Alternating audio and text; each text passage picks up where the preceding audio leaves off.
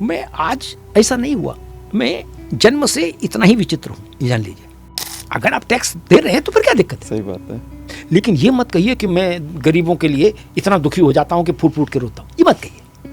और उसके बाद फिर आपके स्टेटमेंट ऐसे हों, क्योंकि जरूरत है 2 पार्टियों की, 3 पार्टियों की, 4 पार्टियों की, सब खत्म होती जा रही धीरे धीरे। खटाखट मैगी वाले अंदाज में मुद्दे ट्राई करती है, फिर फेंक देती है, कहते हटाओ इसमें जान नहीं। ये सब्जी नहीं है कि रोज बदल के खानी है भाई। कैसा लग रहा है कि धोबी घाट हो गया है ये पार्टी। किसी को भी उठाओ, हमारे अंदर आते ही वो शुद्ध हो जाता है। इस पे क्या कहेंगे आप? ये लोगों को लगता है कि ये भाजपा में है, बजरंग दल में है, विश्व हिंदू परिषद में है, ये वनवासी कल्याण परिषद में है, ये दुर्गा वाहिनी में है, ये विद्यार्थी परिषद, सब एक ही में है।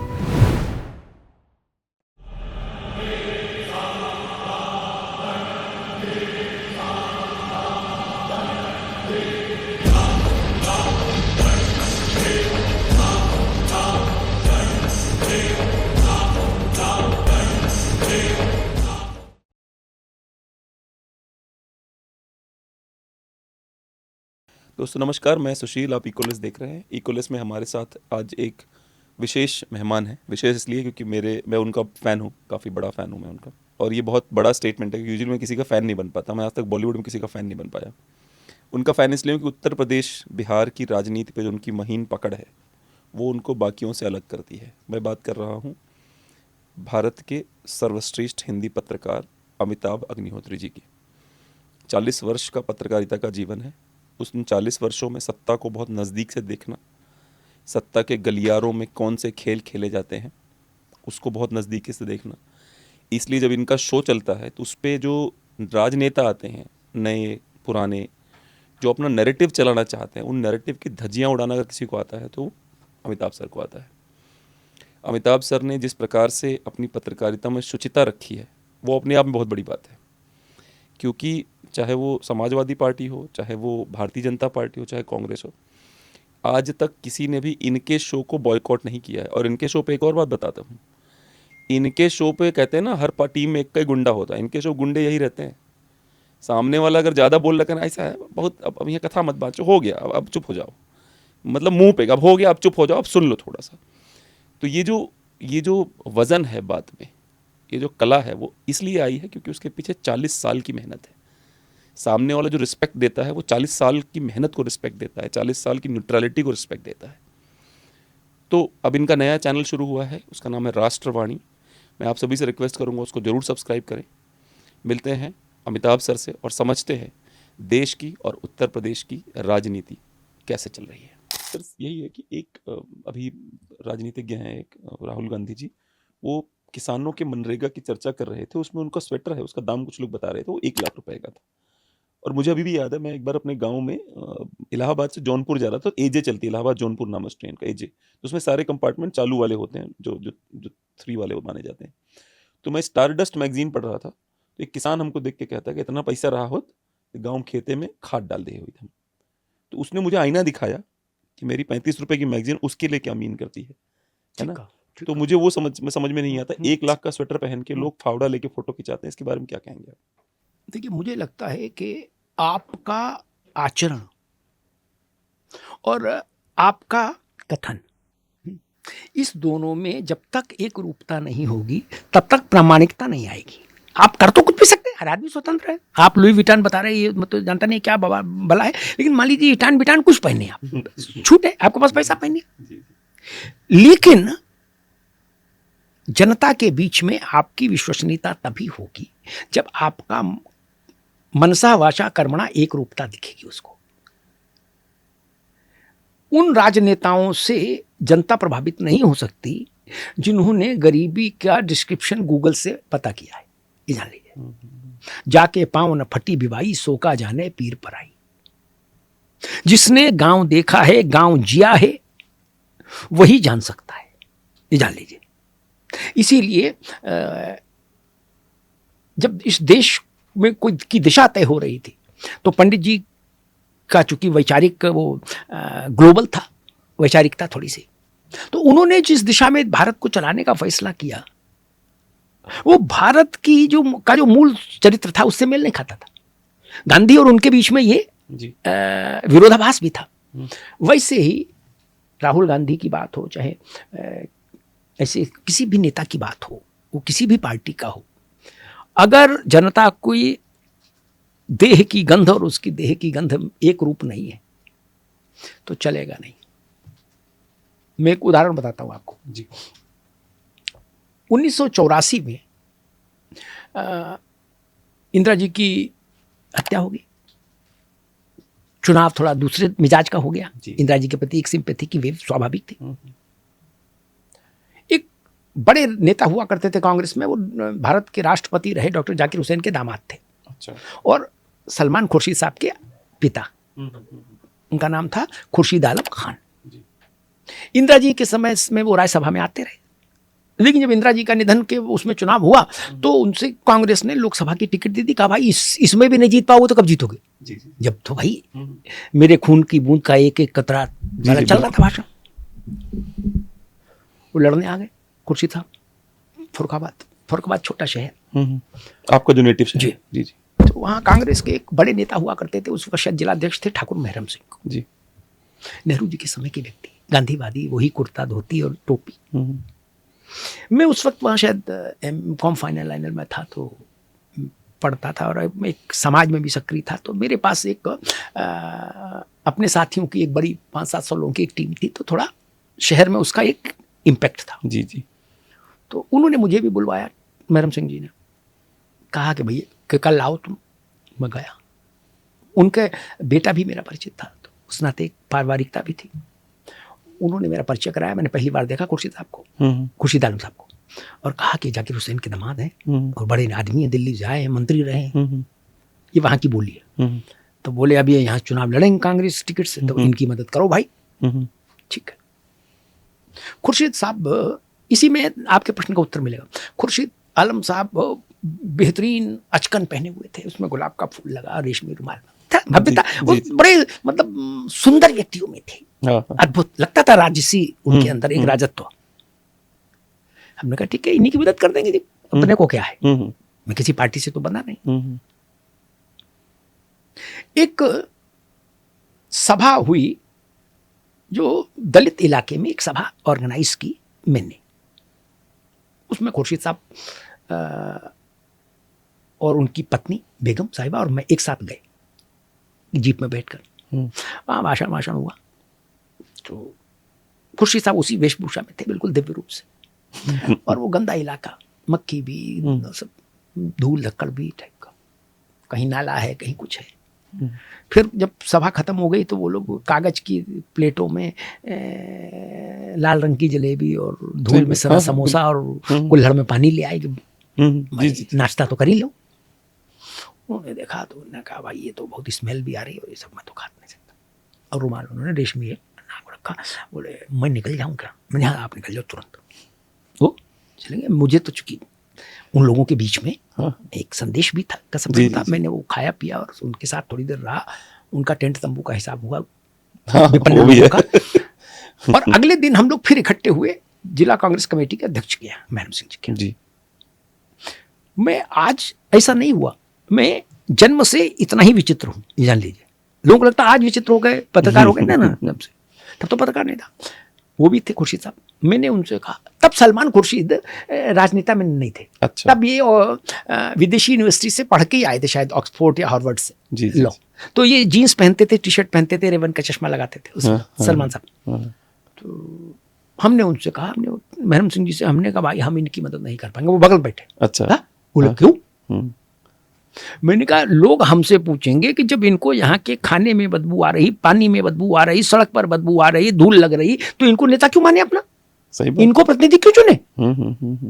और मैंने कहा कि दादा इनके देह की गंध, ही मैंने तब कहा था, सोचिए 84, मैंने इनके देह की गंध फर्रुखाबाद के किसी व्यक्ति की देह की गंध से मैच नहीं खाती, ये नहीं चल पाएगा।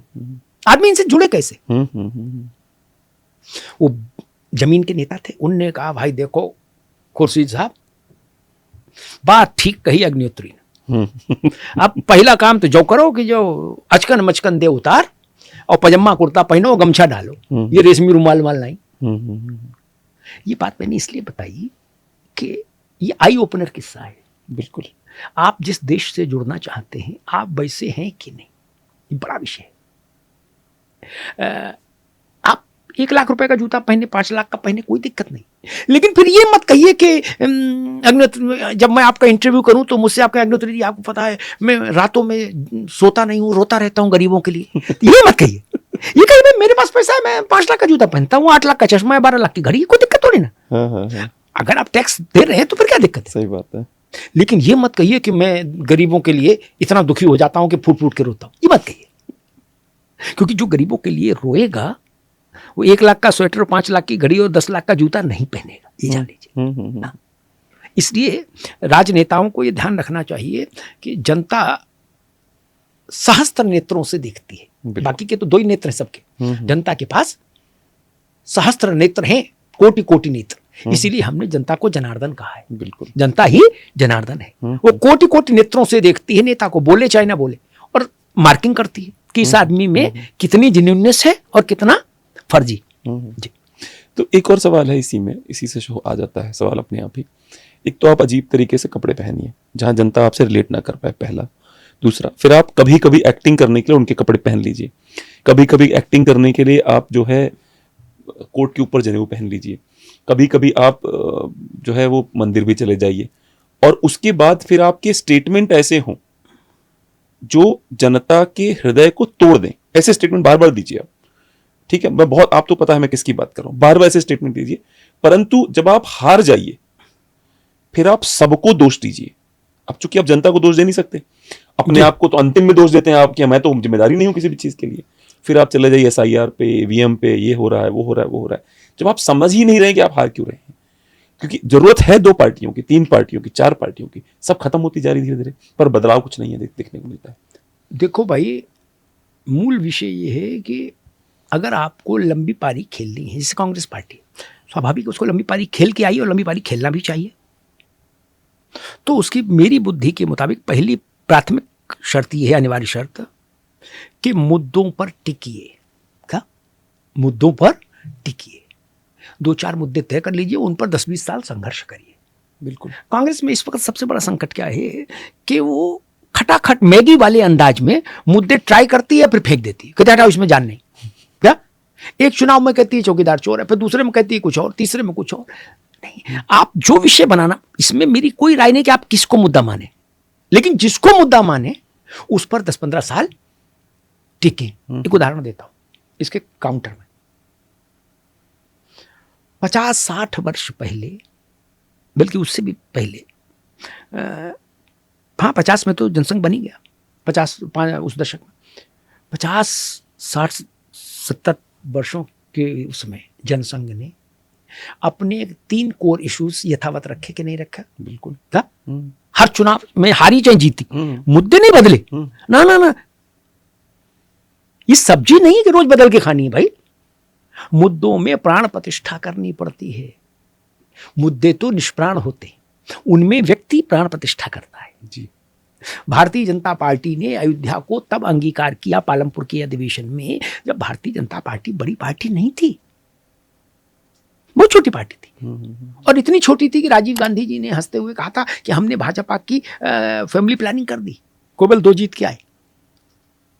तब उसने अयोध्या को पकड़ा, और फिर अयोध्या को तब तक भाजपा ने अपना प्राथमिकता का विषय बनाए रखा जब तक कि अयोध्या के जन्म स्थान में रामलला का दिव्य भव्य नव्य मंदिर प्रतिष्ठापित नहीं हो गया। जी। क्या कांग्रेस में इतना धैर्य है? राहुल जी में नहीं। उनके पिता ने कहा, बीपी सिंह जब मंडल कमीशन की सिफारिशों को लागू करने को लेकर बिल लेके आए, जब वो प्रधानमंत्री हुए, तो राजीव गांधी नेता विपक्ष थे उस वक्त पार्लियामेंट में, लोकसभा। राजीव जी खड़े हुए और उन्होंने 90 मिनट का भाषण दिया, और उस भाषण में उन्होंने पिछड़ों को आरक्षण देने के सिद्धांत की धज्जियां उड़ा दी। कहा इससे तो मूर्ख आ जाएंगे आरक्षण से। ठीक। कांग्रेस ने एक विज्ञापन दिया था जिसमें कैक्टस बना था, उन्होंने कहा था आरक्षण ये है। इंदिरा जी ने एक बार लाल किले से कहा कि इस देश की सब समस्याओं की जड़ में जात है, और मेरा बस चले तो मैं सबसे पहले जात को बाहर फेंकूं। राजीव जी और इंदिरा जी 2 के उदाहरण दिए मैंने। राहुल जी भी राजनीति में जब 15-20 वर्ष गुजार लिए, तो अचानक से उनको ध्यान आया, बोले नहीं अब हम जात पर खेलेंगे।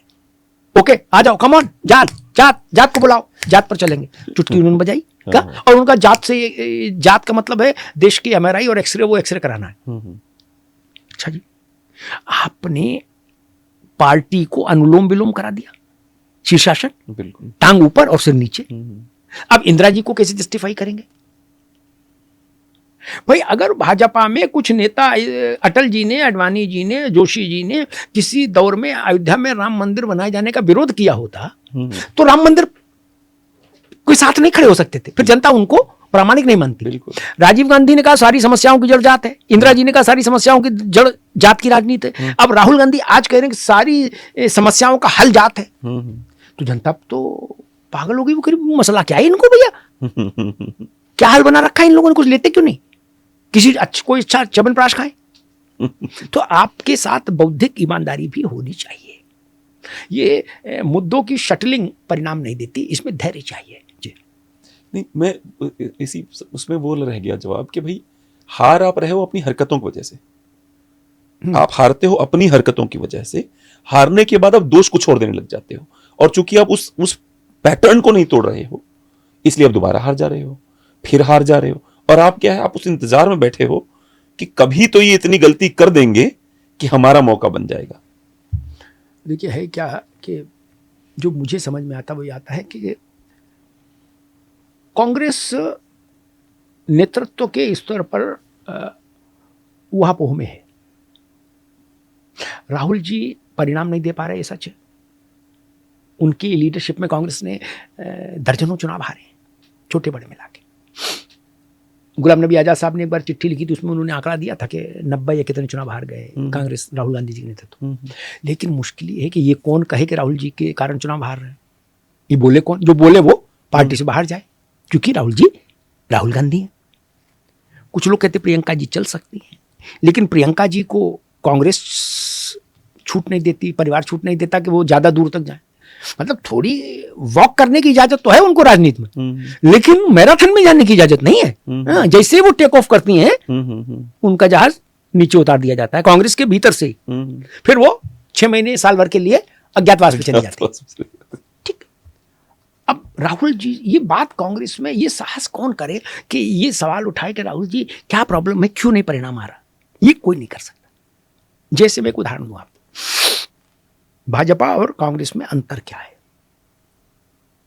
लाल कृष्ण आडवाणी भारत के कुछ बड़े राजनेताओं में से एक मैं उनको मानता हूं। भारतीय जनता पार्टी को भारतीय जनता पार्टी बनाने में जिन लोगों का योगदान है सबसे ज्यादा, उनमें एक आडवाणी जी है। बिल्कुल। मैंने 40 साल के अपने करियर में इन सब उतार चढ़ाव को बहुत नजदीक से देखा जी। लेकिन 2009 में लोकसभा चुनाव में जब भाजपा ने, संघ परिवार ने आडवाणी जी को प्रधानमंत्री का चेहरा बना के लड़ा चुनाव, और चुनाव में परिणाम विपरीत आया, तो भाजपा ने 1 मिनट नहीं लगाया ये फैसला करने में कि आडवाणी जी अब हो गया आपका। ऐसा नहीं कि आडवाणी जी के कोई असम्मान था, ना। घर का एक सदस्य नहीं कर पा रहा, दूसरा ट्राई करे। उन्होंने ये जिद नहीं की कि आडवाणी जी देखिए रहेंगे तो आडवाणी जी 200 साल तक यही लड़ेंगे, जीते चाहे हारे, ऐसा तो नहीं कहा। और वो नरेंद्र मोदी को ले आए 14 में। सोचिए क्या कांग्रेस ऐसा कर सकती है? और मोदी नहीं चलेंगे तो मोदी भी इतनी ही आसानी से रिप्लेस हो जाएंगे। लिख लीजिए मेरी बात, जितनी आसानी से आडवाणी जी रिप्लेस हुए थे। लिख लीजिए मेरी बात, यहां कोई दो राय नहीं, दुविधा नहीं है दिमाग में। ना कोई अपना है ना कोई पराया है। पार्टी है, संगठन है सर्वोच्च, उसको विजय मिलनी चाहिए। आपसे नहीं मिल रही, आप हट जाइए, इसको बुलाइए, इससे ट्राई करते हैं। इससे भी नहीं होगा तो तीसरे से ट्राई करेंगे। क्या वो किसी नितिन नवीन को लाके अध्यक्ष बना सकती कांग्रेस? नहीं। और सबसे बड़ी बात, जैसे आडवाणी जी को उन्होंने, भाजपा ने ससम्मान कहा कि अब आप नेपथ्य में जाइए, अब आशीर्वाद देने की भूमिका में आइए, अब दूल्हा कोई दूसरा बनेगा, कोई दिक्कत नहीं आई। कांग्रेस ऐसा नहीं कर सकती, कभी नहीं कर सकती। कांग्रेस में आप सोचिए, क्या सोच भी सकते हो आपके एक दिन कांग्रेस ये फैसला कर ले कि राहुल जी अब केवल एडवाइजरी भूमिका में रहेंगे और कांग्रेस का चेहरा फलाने होंगे, सचिन पायलट होंगे, किसी का नाम ले लीजिए। संभव नहीं। और जब तक संभव नहीं ये, तब तक आप बेहतर परिणाम की अपेक्षा नहीं कर सकते। भाई एक लड़का लगातार फेल हो रहा है मान लीजिए, लेकिन माता पिता कह रहे कि ना बैठेगा यही इम्तिहान में, कोई तो अर्थ नहीं। बोले नहीं, खेल में ये कंपटीशन में भेजेंगे हम इसी को, ये भले ही ना जीते। तो ठीक है, जब आपने तय कर लिया, संगठन ने तय कर लिया कि हमको हारना मंजूर है, तो हारिए। अन्यथा जो जय दिला पाए, जो विजय दिला पाए, नेता तो वही है। बिल्कुल। नेता की 100 परिभाषाएं होंगी, लेकिन लोकतंत्र में सबसे बड़ी परिभाषा ये, जिस नेता वो जिसको जनता का विश्वास हासिल हो। बात खत्म हो गई। राजतंत्र में भी यही है, सेनापति वही बनेगा युद्ध जीत के दिखाएगा। हाँ, कोई देखिए नेतृत्व वो किसी विधा में हो, घर से लेके, समाज से लेके, बिजनेस से लेके और राजनीति तक, नेतृत्व तो उसी का मान्य होगा जो परिणाम देगा। जो परिणाम नहीं दे सकता, उसका थोपा हुआ नेतृत्व मन से कभी स्वीकार्य नहीं होता।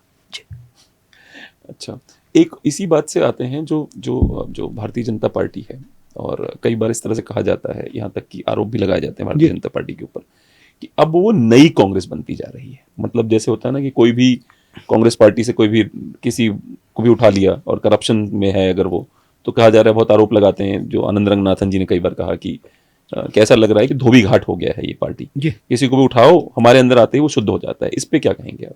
नहीं, देखिए मैं ऐसा मानता हूं कि राजनीति जो है ना, वो कोई थ्योरी का विषय नहीं है, वो प्रैक्टिकलिटी का विषय है।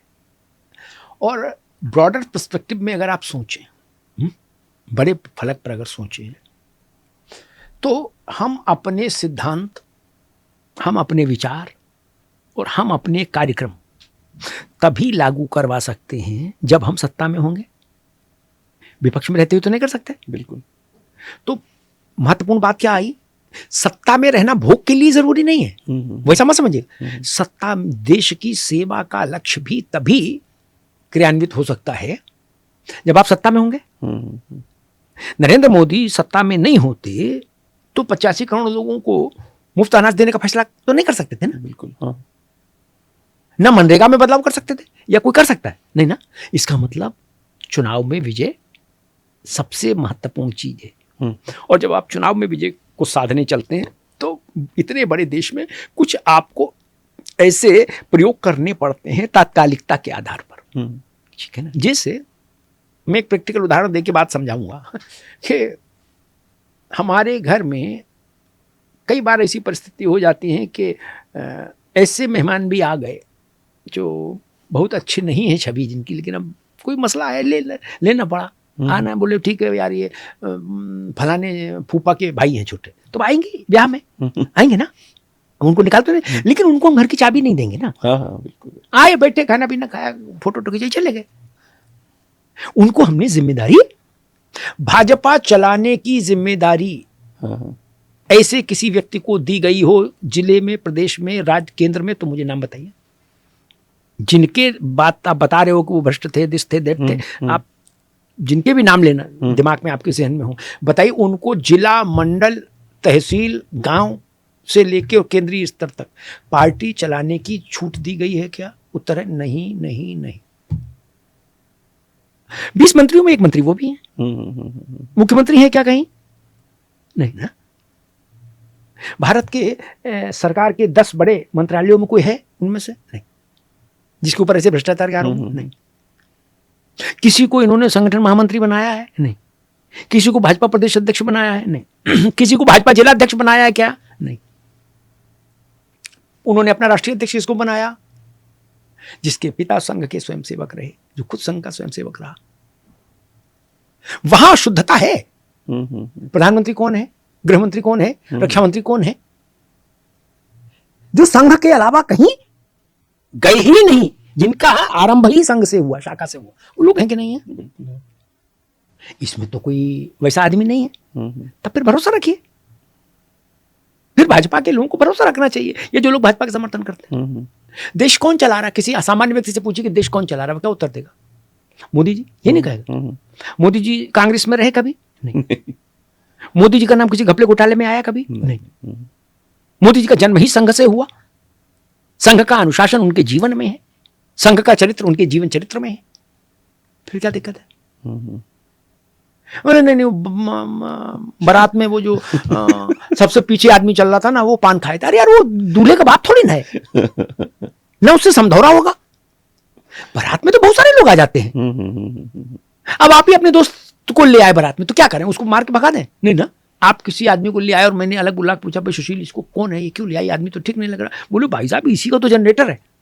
क्या तो मेरे को फिर रखो, होल्ड करो, चलने दो यार, शादी तो निपटाओ। क्या आप मेरी बात समझ गए? जी जी जी। मुंह ने पूछा, दूसरा कौन है, ये काली कमीज पहने। बोले भाई साहब लाइट का काम इसी का है, और पैसा भी नहीं ले रहा आपने से। तो कहीं ठीक है, खिलाओ खाना, फोटो खिंचवाओ इसकी। और वहां अगर हम उसका कैरेक्टर सर्टिफिकेट जांचने बैठ जाएंगे तो वो कहेगा भाई साहब लाइट खोल ले रहा हूं मैं अपनी। तो शादी के वक्त तो लाइट नहीं खुलवा सकते ना, सही बात है। काय को परेशान है। हाँ। लेकिन अंतिम फैसला तो दूल्हे का बाप और दुल्हन की बाप का के बीच होगा ना, काय को परेशान।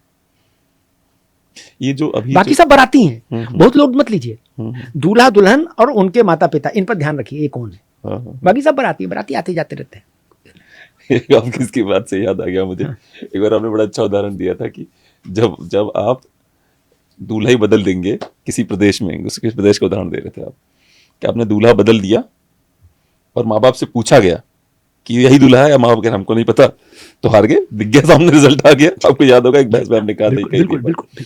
आपको क्या लगता है भारतीय जनता पार्टी में, आपको लगता है कि अब नए नेतृत्व का समय आ गया है? देखो भैया, भारतीय जनसंघ के समय से, भाजपा ने जनसंघ के समय से श्यामा प्रसाद मुखर्जी से शुरू करिए और नितिन नवीन तक आ जाइए, एक ही कंटिन्यूएशन है। पार्टी का नाम भले बदल गया पर कंटिन्यूएशन में वही धारा है। जितनी सहजता से, बिना जर्क के, जर्क समझते हैं ना, गाड़ी लोग कहते हैं ऐसे चलाओगे जर्क ना आए, है धचका ना लगे, ग्लास रखा है तो छलके नहीं पानी, ये ना पैमाना। पार्टी अपना नेतृत्व वैसे ही बदल देती है, बिल्कुल पीढ़ीगत परिवर्तन हो जाता है। आपको मैं याद दिलाऊं, जब मैंने पत्रकारिता शुरू की आज से 38 साल 40 साल पहले, तो जिस बिहार से नितिन नवीन आए हैं उस बिहार में कैलाशपति मिश्रा और ताराकांत झा का बोलबाला था। आज उनकी तीसरी चौथी पीढ़ी का नौजवान नितिन नवीन भाजपा का राष्ट्रीय अध्यक्ष है। वो इतनी स्विफ्टली, इतनी सहजता से, बिना झटका दिए पीढ़ी परिवर्तन कर लेते हैं। अडवाणी जी से मोदी जी परिवर्तित हो गई ना पीढ़ी, और मोदी जी से नितिन नवीन हो परिवर्तित हो रहा है कि नहीं। उत्तर प्रदेश में योगी आदित्यनाथ, बहुत सारे लोग आ रहे हैं। और वहां एक चीज तय है, संगठन में अगर आप परिणाम देने की क्षमता नहीं, तो संगठन आपको मुख्य भूमिका में नहीं रखेगा। ड्राइविंग फोर्स वही होगी जो परिणाम दे पाएगी। भाजपा ये बात करना जानती है, और फिर उसमें मुरब्बत नहीं करती। ना कि सुशील सिंह का चेहरा देख के मान जाए ना, बहुत विनम्रता से लेकिन बहुत दृढ़ता से वो कह देंगे सुशील जी अब आप नहीं, अब आप गौरक्षा प्रकोष्ठ में आ जाइए, अब फलां जी नेतृत्व करेंगे। चेंज ऑफ गार्ड भाजपा में बहुत परफेक्टली होता है, ये ध्यान रखें। मुझे तो ये भी जो कई लोग आरएसएस और भाजपा के रिश्तों पे सवाल उठाते हैं, इसके बाद हम चलेंगे उत्तर प्रदेश की राजनीति में। कई लोग रिश्तों पे सवाल उठाते रहते हैं कि आरएसएस की सुनी नहीं जा रही है, और ये और वो। एक बार डॉक्टर स्वामी के साथ बैठा था, उनको तो आप जानते ही हैं, तो दुनिया भर के उन्होंने रीजन दिए कि क्यों ऐसा हो रहा है। मैं आपसे जानना चाहता हूँ कि इस तरह की इक्वेशन में प्रॉब्लम लगती है आपको? देखिए, स्वामी जी की तो लीला न्यारी है कि वो तो अपने मन के हैं, लेकिन अगर आपकी आलोचना में या प्रशंसा में के पीछे कुछ ऐसा झांक रहा है जो आपकी प्रशंसा और आलोचना को प्रभावित कर रहा है, तो आपकी आलोचना और प्रशंसा मूल्यवान नहीं है। That's a good point. हाँ। आप इसलिए कर रहे, हम किस लिए कर रहे हो ऐसा हमको पता है ना। हम भी समझ रहे हैं, तुम भी समझ रहे हो, स्वामी जी भी समझ रहे हैं। हमारे मित्र हैं विष्णु सक्सेना जी, हिंदी काव्य मंच के बहुत बड़े गीतकार हैं। उनकी एक बड़े प्रसिद्ध गीत की पंक्ति है, हम भी समझ रहे हैं तुम भी समझ रहे हो। मुझे लगता है वो लोग निहित स्वार्थ के कारण कुछ कहें तो अलग बात है, अन्यथा जितना मैंने जाना इन लोगों को, इस बिरादरी को, मैं इसको बृहत वैचारिक परिवार कहता हूँ, जिसमें करीब 36-37 संगठन आते हैं, छोटे बड़े मिला के सब। कहीं कोई मतभेद नहीं, कहीं कोई मनभेद नहीं, सब एक ही नाभिनाल से जुड़े हुए हैं।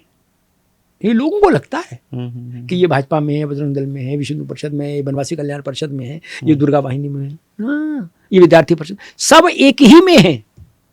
एक नूर ते सब जग उपजा। जी जी। इसलिए गलत फहमी मत पड़िए। ये हाई फाई अंग्रेजी वाले कुछ पत्रकारों को भ्रम हो सकता है, जिन्होंने देश को जमीन पर खड़े होकर देखा, उनको भ्रम थोड़ी ना होता है, वो जानते सच क्या है। और किसी का अपनी माँ से कोई मतभेद होता है नहीं ना। माँ राष्ट्रीय स्वयंसेवक संघ भाजपा की माँ है, किसी बात कह रहे। हजारों लोगों ने अपना जीवन समर्पित कर दिया, तब जाके भारतीय जनता पार्टी आज इस स्थिति में खड़ी है। और भारतीय जनता पार्टी इस कृतज्ञता के भाव को कभी छोड़ती नहीं। और जब कभी थोड़ा बहुत एयर लेना की कोशिश की भी भाजपा ने, तो तत्काल उसका परिणाम चुनाव में दिख गया। बिल्कुल। जगत प्रकाश नड्डा का वक्तव्य आया था, अरे बिल्कुल आया था। उसके बाद जय श्री राम हो गया। जी, जी, जी, तो फिर सब व्यवस्थित हो गए। हाँ। मुझे चाचा पाए लागे। आप समझ रहे ना। इसलिए मैं नहीं मानता, स्वामी जी कहें चाहे कोई जी कहें, संघ और इसमें हाँ इतना जरूर है कि घर में भी बाबा, चाचा, पिता और पुत्र, उनके बीच में कई बार मतभेद न कहें, लेकिन एक स्थिति पर अलग अलग राय तो होती हैं। इसमें तो कोई खराब बात भी नहीं। मुर्दों का संगठन और देश तो होता नहीं। जी जी जी जी। अपनी बात तो कहने का अधिकार सबको है। बिल्कुल। तो बस वही है, बाकी चाहे आप दूरबीन लगा के देखो, हासिल कुछ नहीं होगा। तो उत्साहित हो जाते हैं, गुरु बोले मजा आ गया। पूछा सुशील ने क्या मजा आ गया, अरे बोले भाजपा और संघ में जूता चल गया। वो बाद में औंधे मुंह गिरते हैं क्योंकि पता लगता है भाजपा संघ के ही समर्थन से आगे बढ़ती दिख रही है उनके शहर। गांव में चले जाइए, कस्बों में चले जाइए, अभी भी एक व्यक्ति 4 संगठनों से जुड़ा है। वो संघ में भी जाता है, संस्कार भारती में भी है, अधिवक्ता परिषद में भी है, बजरंग दल में भी है, विश्व हिंदू परिषद में भी और भाजपा में भी एक व्यक्ति। ये इनकी खूबी है इस पर उसकी। 5 संगठनों में एक व्यक्ति है। इसीलिए मैंने कहा सबकी नाभिनाल एक ही है। इसलिए उसमें मैं मान नहीं सकता कि कोई बहुत तनाव और वैसा कुछ विषय हो, मुझे नहीं लगता। सर एक और भी है, जैसे आप हैं, एक समय आप खुर्शीद आलम के लिए प्रचार कर चुके हैं। नहीं, प्रचार नहीं कर चुके, मतलब उनकी कोशिश जिताने का जो भी है। ना। उनको हमसे परिचय कराया गया और कहा गया कि इनको थोड़ा फर्रुखाबाद में ये नए हैं, इनको थोड़ा इंट्रोड्यूस करा दीजिए। उसमें मैंने सिर्फ ये समझाने के लिए बताया कि मेरी भूमिका ये समझाने के लिए थी कि जब तक आप इस देश के व्यक्ति के, मतदाता के व्यक्ति के आचार विचार वस्त्र विन्यास से अपने को नहीं जोड़ेंगे, चाहे उसका नाम खुर्शीद आलम हो और चाहे उसका नाम राहुल गांधी हो, तब तक आप इस देश में स्वीकार्य नहीं होंगे। बस इतनी सी बात। नहीं, मैं कह रहा हूँ वहां से वहां से लेकर अब आपके ऊपर आरोप लग रहे हैं कि आप भारतीय जनता पार्टी के ही समर्थन में रहते हैं, वो पक्षों का समर्थन नहीं करते। इस तरह के आरोप मैं रिसर्च कर रहा था, मुझे मिले हैं। इस तरह के आरोप लगाते हैं लोग कि भाई केवल और केवल भारतीय जनता पार्टी लोगों का साथ देते हैं। इस पर आपका क्या कहना है? नहीं, ये विषय इसलिए नहीं है तर्कपूर्ण, क्योंकि अब अगर कोई ये कहे, ये विषय कई बार आया कि जी ऐसा वैसा अलग अलग शब्दों में, तो मैंने कहा कि भाई अगर कोई ये कहे कि लगातार चुनाव हारती हुई कांग्रेस के बारे में आप ये कहिए कि कांग्रेस ही देश की सबसे मजबूत पार्टी है, तो हम आपको निष्पक्ष मानेंगे। मैंने देखा था तो मैं आपको प्रणाम कर लूंगा सुशील जी, मैं कहूंगा भाई पॉडकास्ट समेटो, फिर मैं चलूं। मैं ऐसा तो नहीं कह सकता। जी। मेरे ऊपर कोई आरोप लगाए। और दूसरी बात क्या है, आरोप लगाने वाले कौन है, उनकी विश्वसनीयता क्या है, भी तो देखना होगा। जी, इसको भी देखना होगा ना। पता लगता है कि आप ये चाहते हो कि कोई ये बोल के, अमिताभ अग्निहोत्री ये बोले कि भाई महात्मा गांधी से भी बड़े गांधी राहुल गांधी, तो ऐसा तो मैं मूर्ख तो होने कैसा बोल दूं? और नहीं बोलूंगा तो सुशील नाराज हो जाएंगे, कहीं भाई वैसा नहीं बोल रहे। नहीं, भारतीय जनता पार्टी किसी के जिताई से नहीं जीत रही, इस गलतफहमी मत रही जी। और अगर पत्रकार किसी को जिता और हरा सकते, ये भी आप समझ लीजिए सरल भाषा में, अगर पत्रकार किसी को जिता और हरा सकते तो भारत में एक ही बार सरकार बनती, फिर वो कभी हटती ही नहीं। सबके साथ पत्रकार रहे, नेहरू जी के साथ भी थे। क्या उनसे बात हो गई? अमिताभ अग्निहोत्री न भाजपा के साथ, न कांग्रेस के साथ, न जनता दल के साथ, न लोक दल के साथ। मैंने अभी कुछ दिन पहले एक मंच से कहा था कि मेरी पार्टी, भाजपा के सदस्य है 18 करोड़। कितने? 18 करोड़। 4-5 करोड़ कांग्रेस के हैं, बाकी सबके बहुत कम। 6 करोड़ होंगे कांग्रेस के। मेरी पार्टी के सदस्य मालूम है आपको कितने? 150 करोड़। ये राष्ट्र मेरी पार्टी। जी। बस बात खत्म होगी। जो मुझे लगेगा ये किसी भी पार्टी, किसी भी नेता का कदम राष्ट्र के लिए अच्छा है, तो मैं उसकी सराहना करूंगा, उसका समर्थन करूंगा। मुझे लगेगा ये राष्ट्र की आत्म तत्व को, राष्ट्र के स्वाभिमान को लांछित करने की कोशिश हो रही, तो मैं उसके विरुद्ध बोलूंगा। जो लोग राम के स्थान पर बाबर को चुनेंगे और फिर वो मुझसे समर्थन चाहें, तो ऐसा संभव नहीं होगा। ये संभव नहीं, मेरी वैचारिकता में संभव नहीं। आप राष्ट्र के साथ असंदिग्ध रूप से खड़े होइए, राष्ट्र के आत्म तत्व के साथ खड़े होइए, उसके स्वा के साथ खड़े होइए। पहले तो यही पता होना चाहिए आपको कि भारत का आत्म तत्व है क्या। जिनको यही नहीं पता वो खड़े भी कहां होंगे। पहले ये तो पता हो कि भारत का आत्म तत्व क्या है। राजनीति करने का मतलब ये नहीं होता आप सब सर्वज्ञानी है। सामान्य आदमी पूछता है कि भैया ये फलाने फलाने और फलाने 1949 से आज तक कभी रामलला के दर्शन करने का टाइम नहीं निकाल पाए। ये चरारे शरीफ गए, ये देवा शरीफ गए, ये अजमेर शरीफ गए, ये निजामुद्दीन पर डलिया चढ़ा आए, ये टीले वाली मस्जिद में हुआ है, लेकिन अयोध्या नहीं गए। दरगाह, शाही दरगाह, ईदगाह में सजदा कराए, लेकिन उससे दीवार जिस लगी है कृष्ण जन्मभूमि की, योगेश्वर कृष्ण के जन्म स्थान की, वहां नहीं गए। अच्छा, सही में? जी हाँ। अरे बाप रे। आपको जानकारी दे दूं, जी ये नहीं पता। 75 साल के भारत की आजादी के इतिहास में नरेंद्र मोदी पहले प्रधानमंत्री हैं जो कृष्ण जन्मभूमि गए। मथुरा आए सब, नेहरू जी आए, इंदिरा जी आई, लेकिन कहा गया भाई कृष्ण दर्शन, बोले उधर नहीं जाना। बोले दरगाह, शाही ईदगाह, बोले हम वहां चलेंगे। अरे बाप, वहां बताशा चढ़ा देंगे, चादर चढ़ा देंगे, लोबान जला देंगे, लेकिन वहां नहीं जाएंगे। अभी सवाल पूछ लो तो आपको लगता है, आपको भी किसी ने तो समझाया होगा कि अमिताभ जी लग रहा है कि वो भाजपा। राम तब से इस देश का प्राण तत्व है जब भाजपा, छोड़िए भाजपा के पुरखे भी नहीं थे। ये कौन सी बात हो गई? लेकिन ये सवाल तो पूछा जाएगा यार। आप फैजाबाद गए, अयोध्या गए, चुनाव लड़े, लड़ाए सब लोग, लेकिन वहां क्यों नहीं गए? एक दोने में एक लड्डू रख के और घी का दीपक जला देते रामलला के सामने, क्यों नहीं गए? नहीं पूछे। काशी में आपने श्रृंगार गौरी की पूजा क्यों बंद कर दी? क्यों? क्या किसी मजार में आपने ऐसा किया? नहीं। किसी मस्जिद में ऐसा किया? नहीं। और एक बात आपको बताता हूं, यह भी गूगल में नहीं मिलेगी, कि कभी सोचना, इस देश के जितने बड़े मंदिर हैं, श्री रघुनाथ मंदिर जम्मू, वैष्णो देवी,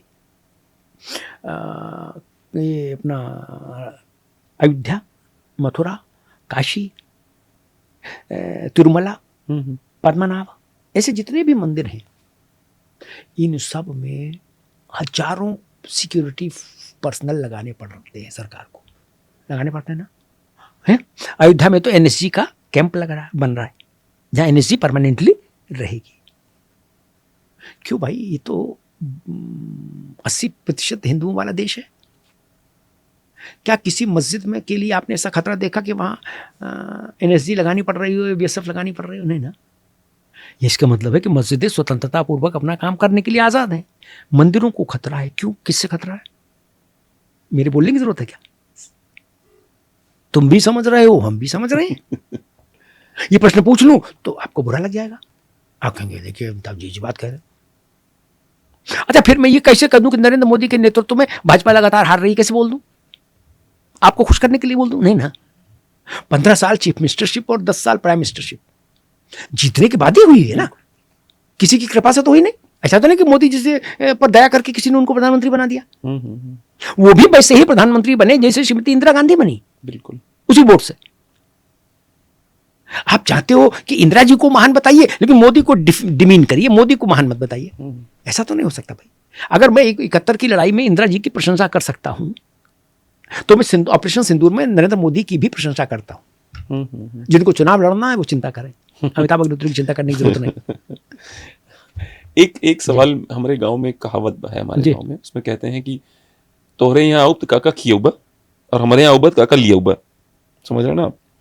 उसी प्रकार से मुझे ऐसा लगता है कि ये थोड़ा बड़ा सवाल होगा कि रमेश और सुरेश 2 भाई हैं, ठीक है।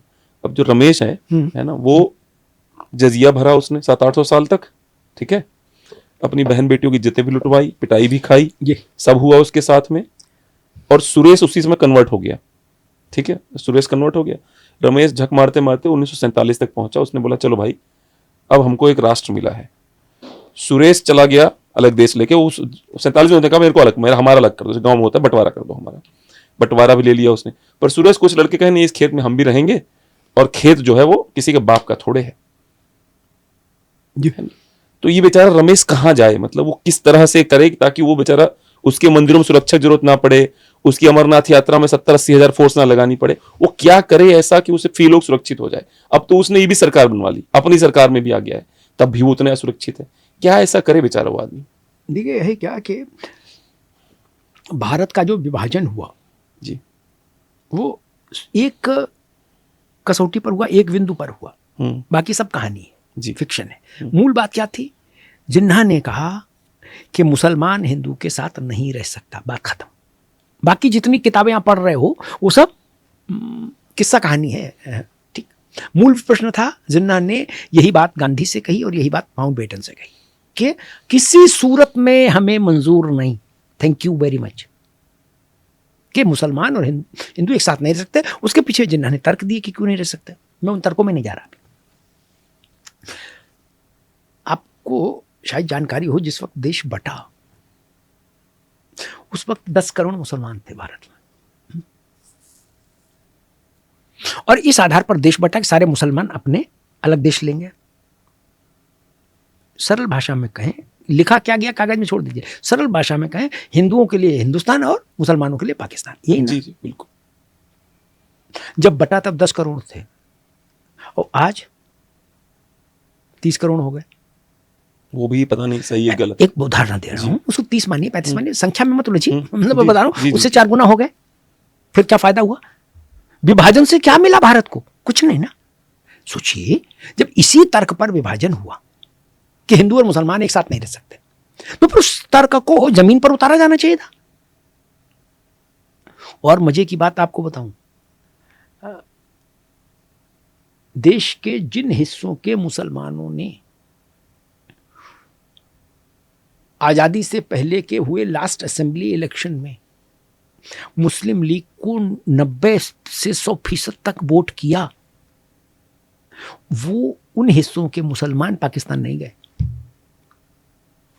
पाकिस्तान बने इसके लिए उन्होंने 90 से 100% वोट मुस्लिम लीग के पक्ष में किया, लेकिन जब पाकिस्तान बन गया तो खुद नहीं गए, बोले गुड्डू को भेज दो।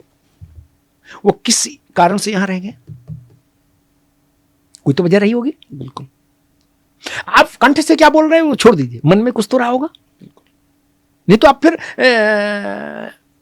जिसके लिए लड़ाई लड़ रहे थे और कत्लो गारत कर रहे थे जिस देश के जमीन के लिए, जब वो देश आपको मिल गया तो फिर आप वहां क्यों नहीं गए? कुछ तो प्रश्न रहा होगा। ये बड़े तीखे सवाल है और ये सवाल हिंदुस्तान को हमेशा मथते रहेंगे। और अगर इन सवालों को उठाने में कोई ये कहे कि भाजपा की मदद है और कांग्रेस की, तो भाई उस वक्त तो भाजपा पैदा भी नहीं हुई थी जिस वक्त देश बट रहा था। तब उस वक्त तो बजरंग दल भी नहीं आया था, विश्व हिंदू परिषद भी पैदा नहीं हुआ था, तब राष्ट्रीय स्वयंसेवक संघ भी इतना बड़ा नहीं हुआ था कि वो देश के निर्णयों को प्रभावित करे। पूरे विश्व भर में जब ये बताया गया कि हिंदू और मुसलमान बुनियादी तौर पर अलहदा हैं, इसलिए वो एक साथ नहीं रह सकते, तो उस थ्योरी को फिर डाइल्यूट क्यों किया? फिर उसी को चलने देते। समझ रहे हैं ना आप मैं क्या कह रहा हूं? बिल्कुल। आपने घालमेल कर दिया। और एक चीज देखिए, ये भी बड़ी भारी उलटमासी है। भारत में जितने मुसलमान आजादी के समय थे, विभाजन से पूर्व थे, उससे कई गुना ज्यादा हो गए मुसलमान अब। ठीक, अल्लाह के फजल से बढ़ोतरी जारी है। पाकिस्तान के भूभाग में जितने हिंदू थे पाकिस्तान के जन्म के समय, जितने प्रतिशत हिंदू थे, 16-17% हिंदू थे, वो घट के 2-2.5% में आ गए। वो कहाँ गए हिंदू? आकाश खा गया, पाताल लील गया, कहाँ है? ये जेनोसाइड नहीं तो क्या है? नस्ली उन्मूलन क्या है?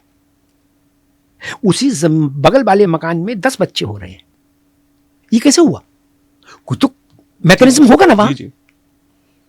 बांग्लादेश जब हमने बनवाया, भारत ने बनवाया, उस वक्त वहां कितने हिंदू थे? आज वहां देख लीजिए क्या स्थिति, 3% रह गया हिंदू। कहां गया? इस पर कोई सवाल ही नहीं उठाता।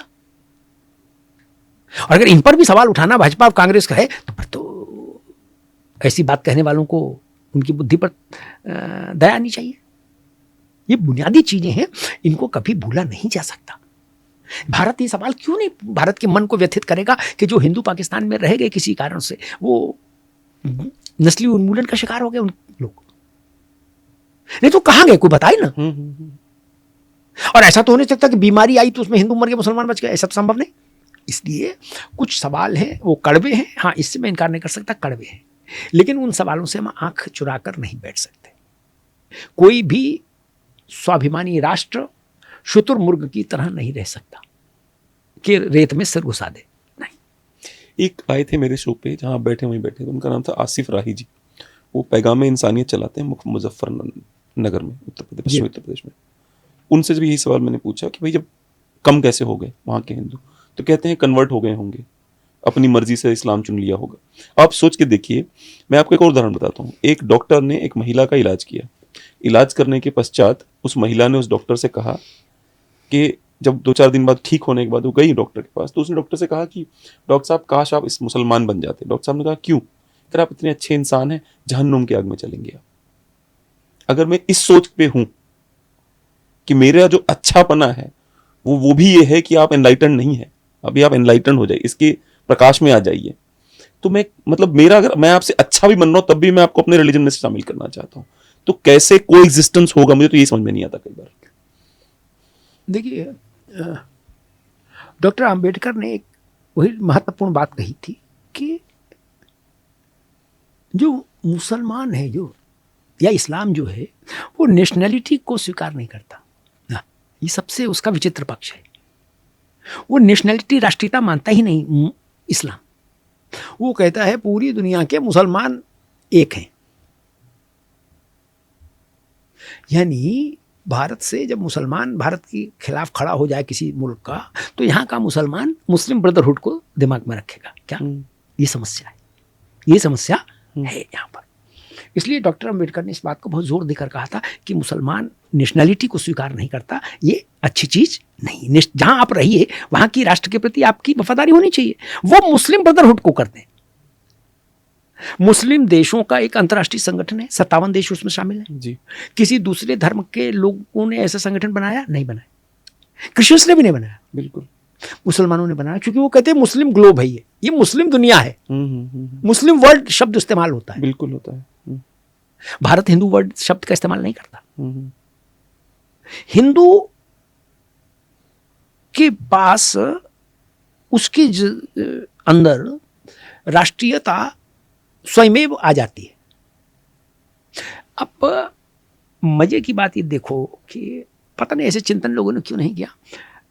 भारत में जो मुसलमान है, ईरान तुरंत छोड़ो, भारत में जो मुसलमान है उसके सारे धार्मिक प्रतीक भारत के बाहर है। बिल्कुल, काबा, मक्का, मदीना, किताब, क्या कुरान, सब कुछ देश के बाहर है। तो उसकी सारी धार्मिक लॉयलिटी, रिलीजियस लॉयलिटी तो वहां होगी जहां वो चीजें हैं। और हिंदू के राम भी यहीं, कृष्ण भी यहीं, शिव भी यहीं, हनुमान भी यहीं, नारायण भी यहीं, लक्ष्मी भी यहीं, ग्रंथ भी यहीं, ऋषि भी यहीं, तीर्थ भी यहीं, पुरोहित भी यहीं, सब कुछ यहीं है। इसलिए वो राष्ट्रीयता के अर्थ को जीता है। और सच्ची बात तो एक मुसलमान का तो यहाँ कुछ भी नहीं ना, बताइए। उनकी सबसे बड़ा रिलीजियस प्लेस यहाँ नहीं, उसके बाद का रिलीजियस प्लेस यहाँ नहीं, उनके खलीफा भी यहाँ नहीं रहे, उनकी किताब भी यहाँ नहीं लिखी गई। Then, वो तो यहाँ आ गए थे बिन कासिम। अच्छा, बिन कासिम से पहले तो भारत किसी मुसलमान ने देखा ही नहीं था। बिल्कुल, बिन कासिम पहला था जिसने यहाँ घोड़ा गाड़ी लेके आया युद्ध करने। भाई इस्लाम तो 1400-1500 साल का बिल्कुल बच्चा है, धर्म की दृष्टि से बच्चा ही होगा। और उसमें भी भारत में तो 800 साल पहले आया, 900 साल पहले आया होगा, क्योंकि वहां जन्मते ऐसे तो नहीं भारत चला आया। उससे पहले तो यहाँ इस्लाम का कोई बीज ही नहीं था। इसलिए मैं कहता हूं भारत का आत्म तत्व सनातन ही है। और एक अंतिम बात के दुनिया के सारे धर्मों को, सारे मजहबों को देखिए, सेक्ट्स को देखिए, उन सब में उसका, उस मत मजहब पंथ को चलाने वाला उसका फाउंडर एक है, उसकी किताब एक है। सारे धर्मों की सिर्फ सनातन है जिसका कोई फाउंडर नहीं, जिसका कोई बर्थडे नहीं, डेट ऑफ बर्थ नहीं, और जिसकी कोई एक किताब नहीं। इसीलिए इसको सनातन कहा गया। सनातन मतलब आदि और अंत से परे। सनातन वैसा नाम नहीं अमिताभ अग्निहोत्री सुशील। हाँ, सनातन का अर्थ है कि जिसका ना आदि है ना अंत है। तो हमारे पास दुनिया का कोई सॉफ्टवेयर ये नहीं बता सकता, एआई के पिताजी भी, कि सनातन कब जन्मा। नहीं, बाकी हर धर्म की डेट ऑफ बर्थ है इंटरनेट पर, है ना। उनके फाउंडर की है, प्रवर्तक कौन है? इस्लाम है तो पैगंबर साहब है, क्रिश्चियनिटी है तो ईसा मसीह है। भारत सनातन साथ ऐसा नहीं। और सबके पास एक ही किताब है। मैं उनके नामों में नहीं जाना चाहता। भारत के पास अनेकों अनेक किताब है, 4 वेद, 18 पुराण, तमाम स्मृतियां। सनातन बंधता नहीं है, वो सतत प्रवाहमान रहने वाली एक गति है। बाकी सब मजहबों को देखिए, वो एक किताब के खांचे में बंधे हैं, एक व्यक्ति के खांचे में बंधे हैं, एक चौखट से बंधे हैं। जी जी। सनातन किसी चौखट से नहीं बंधता। यही इसकी विशिष्टता है और यही इसकी लॉन्जेविटी का कारण है कि एक रिलीजन के लोग हैं जो अपने आतंकवादी के बारे में, बांग्लादेश में हिंदुओं के अत्याचार के बारे में बोलते हैं, हमको नहीं पता। वो कहते हैं कि बांग्लादेश में जो, हमसे उससे क्या मतलब, गाजा से बड़ा मतलब है उनको। और दूसरी तरफ हमारे देश में कुछ भी होगा, कोई भी कारण होगा, लेकिन अगर शंकराचार्य को समस्या है तो उसको कालनेमी बुलाया जाना कितना उचित लगा आपको?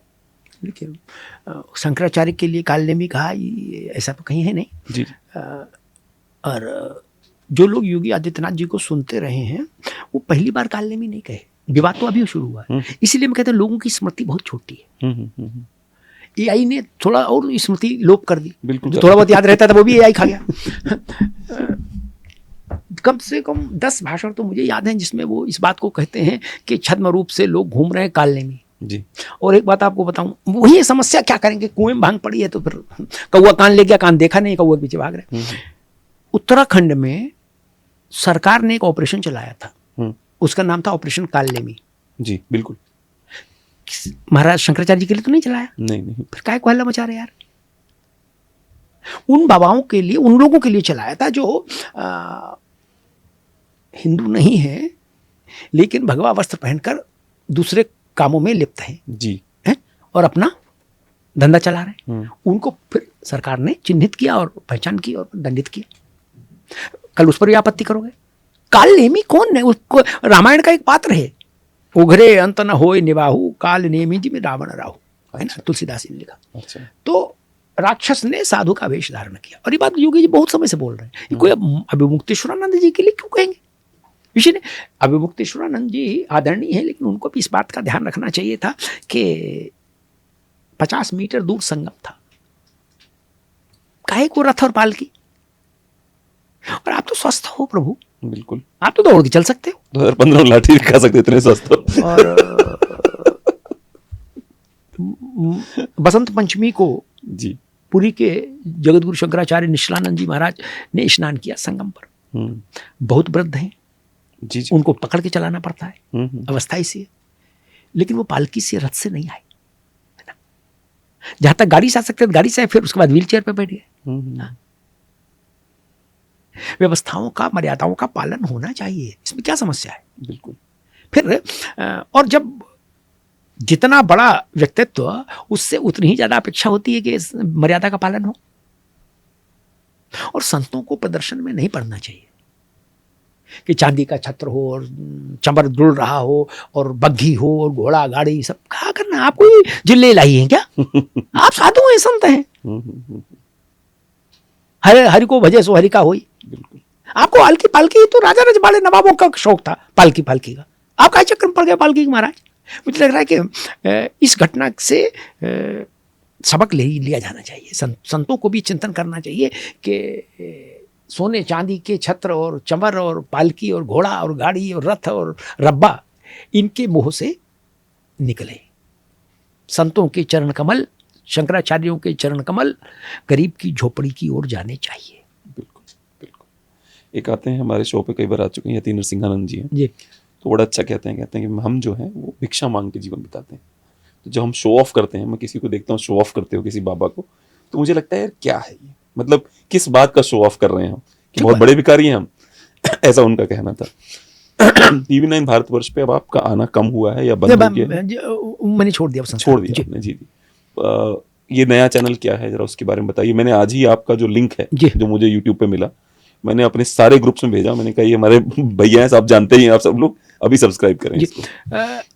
देखिए, एक तो ये मूल बात तो ये इसलिए क्या, क्योंकि जनता का बहुत आग्रह था, और जनता का आग्रह मेरे लिए आदेश हो जाता है। जी जी। उनका अनुरोध भी मेरे लिए तो आदेश जैसा है। सब कहते थे कि अपना करिए अपना करिए, तो ठीक है भाई, जनता ही जनार्दन है, जनार्दन का आदेश हुआ तो ये करिए। एक तो व्याख्या ये। दूसरा, मुझे लगा कि एक ऐसा प्रयोग देश में होना चाहिए जिसमें एक कंप्लीट न्यूज चैनल मोबाइल पर मिले 24/7 का। ऐसा अभी देश में नहीं। जब मैंने इसकी चर्चा एक पॉडकास्ट में की आज से 20-25 दिन पहले, महीना भर पहले, तो वो बात जब चर्चा में आई कि एक ऐसा चैनल, तो उसके बाद देश के एक बड़े मीडिया घराने ने आनंद फानन में अपना एक 360 करके एक डिजिटल चैनल 24 घंटे का लॉन्च कर दिया। अच्छी बात है, मतलब हमारी बात को उस पर सुना गया, अच्छी बात है, इसमें तो कोई कंपटीशन है नहीं, अच्छी बात ठीक है, और फिर भी ठीक है। और इसमें मैं कभी ऐसा भी नहीं मानता कि उन्होंने क्यों कर दिया और इन्होंने क्यों नहीं किया, नहीं। जिस दिए में जान होगी वो दिया रह जाएगा, इसलिए वो विषय नहीं। मैं जो चाहता था, जो थीम थी मेरे जहन में राष्ट्रवाणी को लॉन्च करने के पीछे, वो ये थी कि कोई व्यक्ति पूछे राष्ट्रवाणी के से जुड़े व्यक्ति से कि भाई ये क्या है, तो वो कहे कि ये टाटा स्काई पर नहीं आता, बाकी पूरा न्यूज चैनल है। एक लाइन में इसका उत्तर ये है। इसलिए मैं उस कॉन्सेप्ट पर नहीं गया कि भाई ठीक है, कहीं एक अपना छोटा सा सेटअप है और दिन में 4 वीडियो 6 वीडियो आपने रिकॉर्ड कर लिया और उनको अलग अलग समय पे पोस्ट कर दिया, और वैसा ही बुलेटिन, वैसा ही लाइव, वैसी ही ब्रेकिंग, वैसे ही रिपोर्टर्स देश भर में, सब कुछ वैसा जैसा ये देश चैनल के रूप में देखने में अभ्यस्त है जी। सब कुछ वैसा, सिर्फ क्योंकि उसके पीछे मेरा कारण, मेरी मान्यता ये है कि अब सैटेलाइट चैनल का समय चला गया है। अब देश के बड़े चैनल भी मोबाइल पर ही देखे जा रहे हैं। बिल्कुल देखे जा रहे हैं। अखबार भी मोबाइल पर ही पढ़े जा रहे हैं। अखबार को टीवी ने पीछे किया था और टीवी को डिजिटल ने पीछे कर दिया जी। तो इसलिए मुझे लगा कि अब ये जो भविष्य है, और फिर एआई ने तस्वीर और बदल दी। आने वाले 10, 12, 15 साल तक अभी डिजिटल का ही बूम रहेगा जी। तो मुझे लगा कि डिजिटल में एक ऐसा प्रयोग करना चाहिए जो देश के लिए नया हो और बड़े फलक पर लोगों को जोड़ पाए। मैं इसको व्यक्ति आधारित संस्था के रूप में नहीं रखना चाहता था, नहीं तो फिर मैं इसका नाम द अमिताभ अग्निहोत्री शो नहीं रख देता। मुझे बहुत सारे लोगों ने सुझाव दिया कि आपका नाम ज्यादा लोग जानते हैं, इसको यही कर दीजिए। मैंने नहीं भाई, अमिताभ अग्निहोत्री नहीं रहे तब भी राष्ट्रवाणी रहे। बिल्कुल, ये व्यक्ति का मसला नहीं। जबकि मेरे बहुत सारे चाहने वालों ने सुझाव दिया था मुझे जिस वक्त नाम पर मैं चर्चा कर रहा था कि अरे यही रखिए, इसमें पहले दिन से बूम आ जाएगा। मैंने कहा नहीं, बूम थोड़ा लेट आए उससे दिक्कत नहीं, लेकिन राष्ट्र की वाणी में मेरी भी वाणी है, यहां तक तो ठीक है। मैं ही राष्ट्र की वाणी हूं, ये दम्भ ठीक नहीं। राष्ट्रवाणी नाम कहां से आया भाई? मतलब इतना नामों की लड़ाई है इस देश में। आकाशवाणी सुना है, ये सुना, वो सुना, राष्ट्रवाणी नाम बच कैसे गया था आपके लिए? आकाशवाणी भी है, लोकवाणी भी है। जब मैं इसको पेटेंट करा रहा था, ट्रेडमार्क करा रहा था, तो लोकवाणी, देशवाणी, आकाशवाणी सब था ही, लेकिन राष्ट्रवाणी मिला मुझे। और मुझे लगता है कि मेरी सारी जो वैचारिकता है, ये जो पत्रकारिता है, वो राष्ट्र के ही इर्द गिर्द रही है। मैं मानता हूं कि राष्ट्र ही सर्वोपरि है, बाकी सब उससे नीचे है। मुझसे कोई पूछे कि मेरा धर्म, तो मैं कहूंगा राष्ट्र मेरा धर्म है। मेरी वाणी, तो मैं कहूंगा राष्ट्र की वाणी मेरी वाणी। मेरी वाणी राष्ट्र की वाणी में समाहित है। मेरी क्यों 150 करोड़ लोगों की वाणी मिलकर राष्ट्र की वाणी बनती है। इसलिए उससे बड़ी वाणी किसी की व्यक्ति की नहीं हो सकती, चाहे वो किसी पद पर बैठा हो। इसलिए मुझे लगा कि राष्ट्र का कंठ और राष्ट्र की वाणी, इनसे जुड़ाव रहना चाहिए। इनको और राष्ट्र के सरोकार ही हमारे लिए एक रियल जर्नलिज्म का पैमाना है कि हमारी बात गांव देहात कस्बे में कैसे सुनी जा रही है और उस पर कितना भरोसा जम रहा है। क्योंकि मैंने देखा सबसे बड़ा संकट ये है कि आप अखबार और चैनल छोटा और बड़ा कर सकते हैं, लेकिन अगर आप पर भरोसा ही नहीं लोगों का, तब क्या करिएगा, फिर सब बेकार। और जनता का विवेक अद्भुत होता है, तो ये छटाई करना जानती है, कैमरे में सच पकड़ लेती है कि वो जान लेती है कि भाई ये आदमी है, ये फलाने की सेटिंग से बोल रहा है। तो इसलिए मुझे लगा कि, और मतलब मैं इस मामले में बहुत सौभाग्यशाली हूं कि मैं देश में जहां भी जाता हूं ऐसा स्नेह का ऐसा एक वो मिलता है, मुझे सुनामी मिलती है। कोई छू कर देख रहा है, कोई कुछ कर रहा है, कोई कुछ कर रहा है, भावुक हो जाता हूं। जी जी।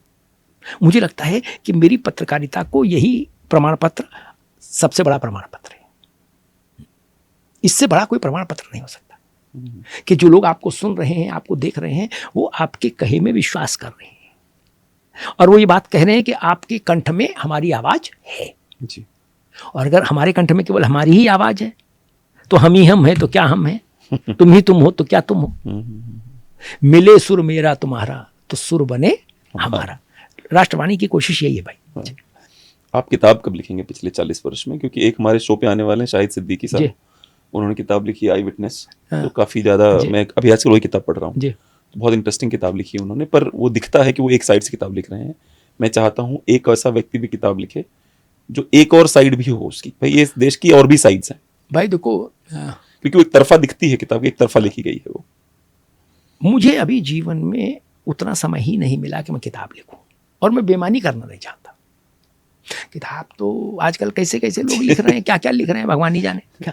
इसीलिए तो आपकी किताब का इंतजार है। तो मैं एक बात कहूं, मतलब इसको अदरवाइज इसकी व्याख्या नहीं हो, सारे लेखक आदर और के साधुवाद के पात्र हैं, सबके परिश्रम और प्रतिभा को मेरा प्रणाम है, लेकिन